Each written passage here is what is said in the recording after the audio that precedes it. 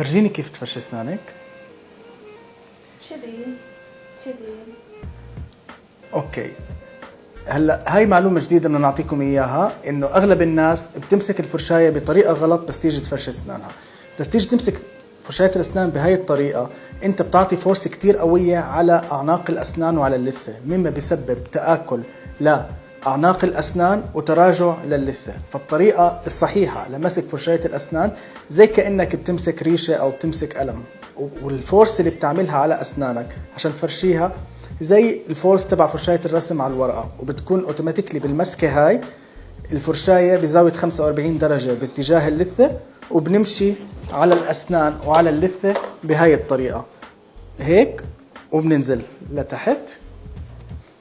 تمام. وبالنسبة للأسنان اللي تحت بنمسك من هاي الزاوية هيك بزاوية 45 درجة من تحت لفوق، ونفس الشيء من جوا 45 درجة من تحت لفوق و45 درجة من تحت لفوق.